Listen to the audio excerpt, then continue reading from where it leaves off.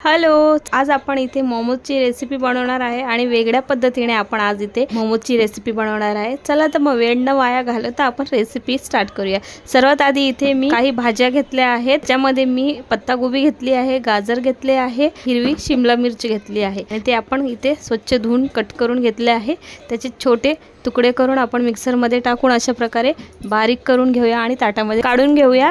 तुम्ही तुमच्या आवडीनुसार हिरव्या भाज्या त्याच्यामध्ये टाकू शकता। आता इथे मी 2 कप मैद्याचं पीठ घेतलं आहे आणि ते मोठ्या कपाने मोजून घेतलं आहे आणि 1 कप पाणी घ्यायचं आहे आपल्याला आणि त्याच कपाने 1 कप पाणी आपल्याला इथे पुरेसे आहे। आता आपल्याला इथे पीठ मळून घ्यायचं आहे आणि आता आपण इथे पीठ मळून घेतलं आहे आणि आता त्याला फक्त आपल्याला एक तेलाचा हात लावून त्याच्यावरती थोडं तेल लावून साइडला ठेवून द्यायचं 20 मिनिटांसाठी। त्यानंतर पहा इथे थोडंसं पाणी उरलं आहे। आता इथे फ्राय पॅन मध्ये मोठ्या चमचाने अर्धा चमचा तेल घेतला आहे।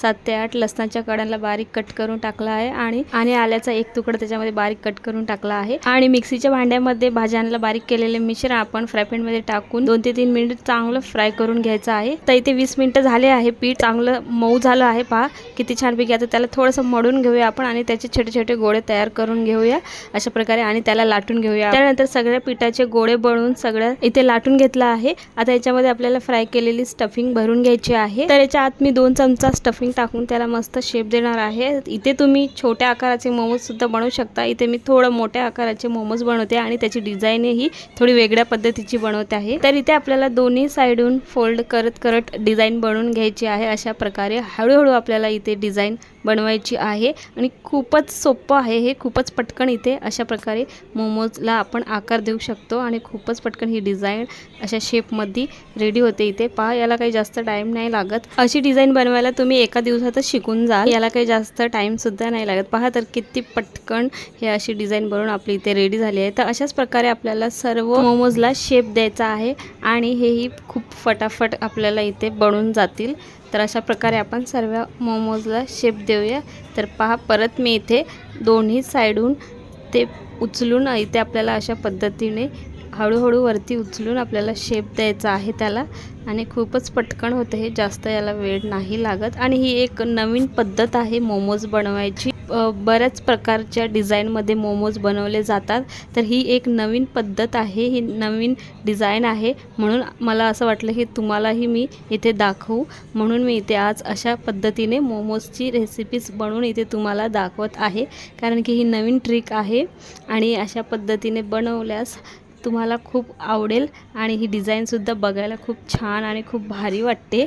तर म्हणून मी विचार केला की आज मी अशा पद्धतीचे मोमोज बनवून तुमच्यापर्यंत पोहोचू आणि तुम्ही सुद्धा अशा प्रकारे मोमोज आपल्या घरी ट्राय करू शकता। आणि जर का तुम्हाला हे अशा पद्धतीचे मोमोज बनवल्यानंतर आवडतील, ही डिझाइन तुम्हाला आवडेल आणि सोपी वाटेल, तर मला कमेंटमध्ये नक्कीच कळवा तुम्हाला ही डिझाइन कशी वाटली, सोपी वाटली की कठीण वाटली, हे मला कमेंटमध्ये तुम्ही नक्की सांगा। तर आता आपण इथे सर्व मोमोज मध्ये स्टफिंग करून घेतली आहे आणि त्यांना डिझाइन बनवून त्याला शेप सुद्धा दिला आहे आणि तनिष्काला सुद्धा खूपच मोमोज आवडतात। तर आता आपण इथे इडलीच्या भांड्यामध्ये तेल लावून घेऊया सगळीकडे आणि त्याच्यामध्ये आपण आता मोमोज टाकून घेऊया। एक मोमोज अशा प्रकारे टाकून घेऊया। तर इथे मी एका स्टँडवर 4 मोमोज टाकले आहे आणि एक साइडला मी पाणी गरम करायला ठेवलेलं आणि त्याच गरम पाण्यात आपल्याला मोमोज टाकायचे आहेत आणि 20 मिनिटं आपल्याला हे मोमोज याच्यामध्ये असेच वाफेवरती शिजवून घ्यायचे आहे आणि 20 मिनिटं झाल्यानंतर झाकण काढून आपण